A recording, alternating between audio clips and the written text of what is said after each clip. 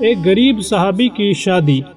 مدینہ منورہ میں ایک گمنام آدمی تھا، کوئی بھی اسے مدینے میں نہ جانتا، مدینے کی گلیوں میں دھکے کھاتا پھرتا اور کوئی بھی اسے اپنے قریب نہ آنے دیتا، کیونکہ وہ انتہائی بدصورت تھا، رنگ سانولا، قد چھوٹا اور موٹے موٹے ہونٹ۔ بچے اسے پتھر مارتے اور بھگا دیا کرتے تھے، کوئی اسے قبول کرنے کو تیار نہ تھا، کسی کو نہیں پتا تھا کہ اس کا خاندان اور حسب و نسب کیا ہے۔ اس وجہ سے یہ آدمی بہت ذہنی دباؤ کا شکار تھا، اسے معاشرے میں اپنا کوئی مقصد نظر نہیں آتا تھا، اس کو نہیں معلوم تھا کہ وہ کیوں پیدا ہوا ہے اور وہ یہاں اس دنیا میں کیا کر رہا ہے۔ پھر اللہ تعالیٰ کا کرنا ایسا ہوا کہ انہی ایام میں آپ صلی اللہ علیہ وسلم مکہ سے ہجرت کر کے مدینہ تشریف لے آتے ہیں۔ اس آدمی نے جب آپ صلی اللہ علیہ وسلم کو دیکھا اور آپ کے بارے میں سنا تو یہ آدمی رسول اکرم صلی اللہ علیہ وسلم کی محبت میں گرفتار ہو گیا۔ بھوک کی حالت میں پھٹے پرانے کپڑے پہنے اللہ کے رسول صلی اللہ علیہ وسلم کی خدمت میں حاضر ہونے لگا اور آپ کی باتیں سننے لگا۔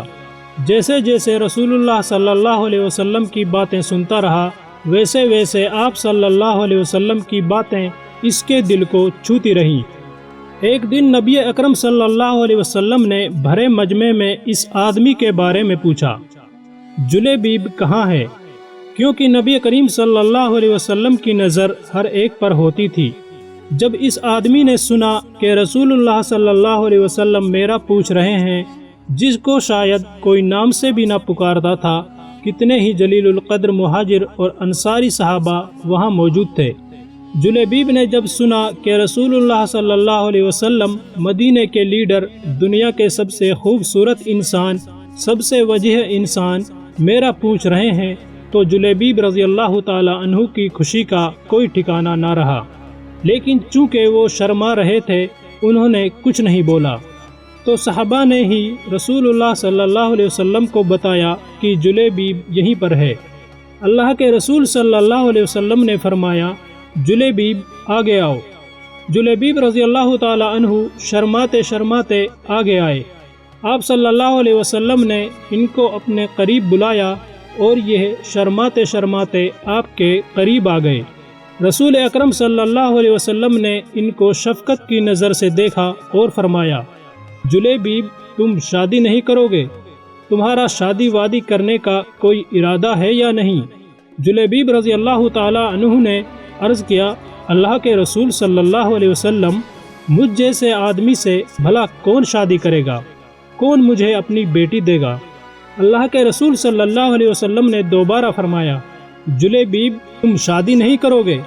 اور وہ جواباً عرض گزار ہوئے کہ اللہ کے رسول صلی اللہ علیہ وسلم، بھلا مجھ سے شادی کون کرے گا؟ نہ مال نہ جاہ و جلال۔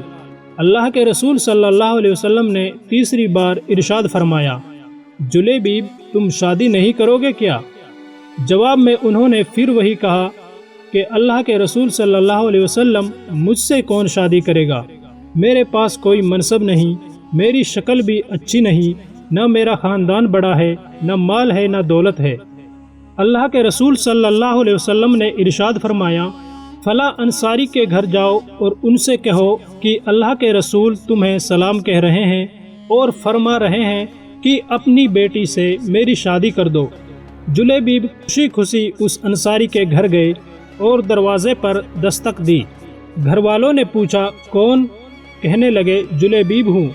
گھر کا مالک باہر نکلا، جلیبیب رضی اللہ تعالی عنہ کھڑے تھے۔ مالک نے پوچھا، کیا چاہتے ہو؟ کدھر سے آئے ہو؟ کہا، اللہ کے رسول صلی اللہ علیہ وسلم نے تمہیں سلام بھجوایا ہے۔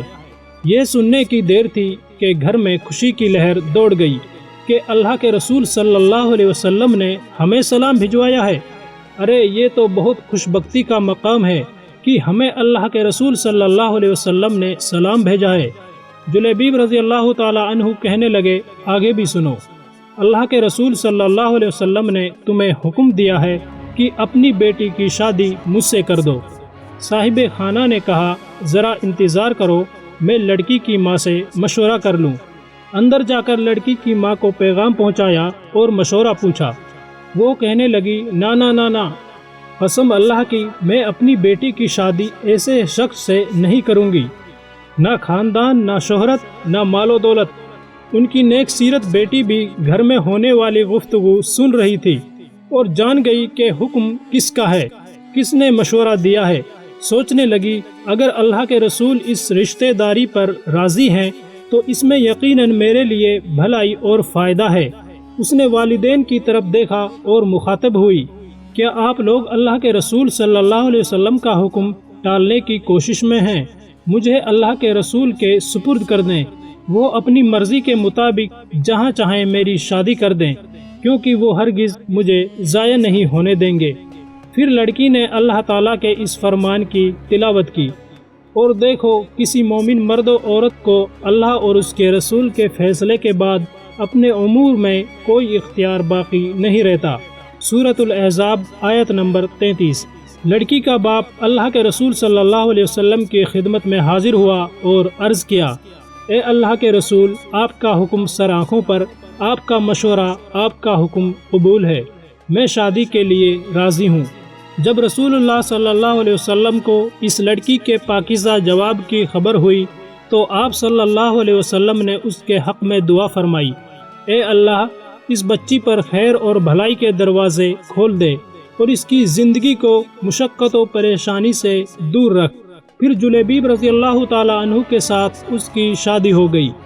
مدینہ منورہ میں ایک اور گھرانہ آباد ہو گیا جس کی بنیاد تقوی اور پرہیزگاری پر تھی، جس کی چھت مسکنت اور محتاجی تھی، جس کی آرائش و زیبائی تکبیر و تحلیل اور تسبیح و تحمیل تھی۔ اس مبارک جوڑے کی راحت نماز اور دل کا اطمینان تپتی دوپہروں کے نفلی روزوں میں تھا۔ رسول اکرم صلی اللہ علیہ وسلم کی دعا کی برکت سے یہ شادی خانہ آبادی بڑی ہی برکت والی ثابت ہوئی۔ تھوڑے ہی عرصے میں ان کے مالی حالات اس قدر بہتر ہو گئے کہ راوی کا بیان ہے کہ انصاری گھرانوں کی عورتوں میں سب سے خرچیلا گھرانہ اس لڑکی کا تھا۔ کچھ عرصے بعد آپ صلی اللہ علیہ وسلم لوگوں میں جنگ کا اعلان کراتے ہیں اور مسلمان ذوق شہادت میں آپ صلی اللہ علیہ وسلم کے ساتھ ہو لیتے ہیں۔ جلیبیب رضی اللہ تعالی عنہ نے جب یہ اعلان سنا تو وہ بھی تلوار ٹانکے جہاد کے لیے نکل پڑتے ہیں۔ ان کا سسر جو وہیں موجود تھا بہت ہنسا اور اس سے مخاطب ہو کر کہا، تم کہاں جا رہے ہو بیوقوف انسان، تمہاری اتنی خوبصورت بیوی ہے، شکر کرو تمہاری شادی ہو گئی، تم کہاں تلوار لیے جا رہے ہو؟ جلیبیب رضی اللہ تعالی عنہ نے کہا، آپ کیسی باتیں کر رہے ہیں؟ آج میرے محبوب وہ شخص جس نے مجھے جینا سکھایا، ان پر دشمنوں نے حملہ کیا ہے، کیا میں ان کی حفاظت کرنے نہ جاؤں؟ یہ کہتے ہوئے وہ چلے جاتے ہیں۔ جنگ میں اللہ تعالیٰ نے مسلمانوں کو فتح نصیب فرمائی۔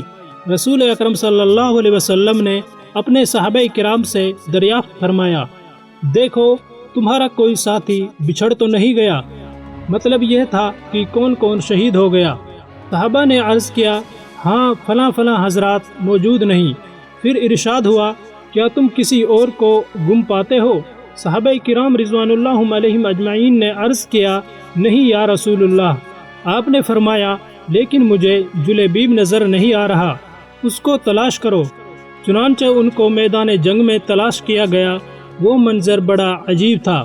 میدان جنگ میں ان کے ارد گرد 9 کافروں کی لاشیں تھیں، گویا وہ 10 لوگوں سے لڑتے رہے۔ 9 کافروں کو جہنم رسید کیا اور 10ویں سے لڑتے لڑتے شہید ہو گئے۔ اللہ کے رسول صلی اللہ علیہ وسلم کو خبر دی گئی۔ ہمارے پیارے نبی صلی اللہ علیہ وسلم تشریف لائے، اپنے پیارے ساتھی کی لاش کے پاس کھڑے ہوئے منظر کو دیکھا، پھر فرمایا، اس نے 9 کافروں کو قتل کیا، پھر دشمنوں نے اسے قتل کر دیا۔ پھر آپ نے 3 مرتبہ یہ الفاظ کہے، جلیبیب مجھ سے ہے اور میں اسی سے ہوں۔ جلیبیب رضی اللہ تعالیٰ عنہ کے لیے قبر کھودی گئی۔ پھر نبی اکرم صلی اللہ علیہ وسلم نے اپنے دست مبارک سے انہیں قبر میں رکھا، بحوالہ صحیح مسلم۔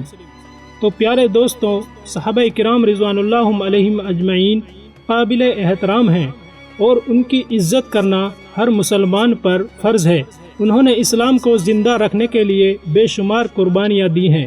اللہ تمام صحابہ کرام رضوان اللہ علیہم اجمعین کے درجات بلند فرمائے اور انہیں جنت الفردوس میں اعلیٰ مقام عطا فرمائے، اور تمام مسلمانوں کو ان کی عزت کرنے کی توفیق عطا فرمائے، اور جو ان کے خلاف غلط الفاظ استعمال کرتے ہیں ان کو ہدایت عطا فرمائے، آمین۔ واقعہ پسند آیا ہو تو لائک ضرور کریں، اور ایسے ہی بہترین چنندہ واقعات اور قصوں کے لیے چینل کو ضرور سبسکرائب کریں۔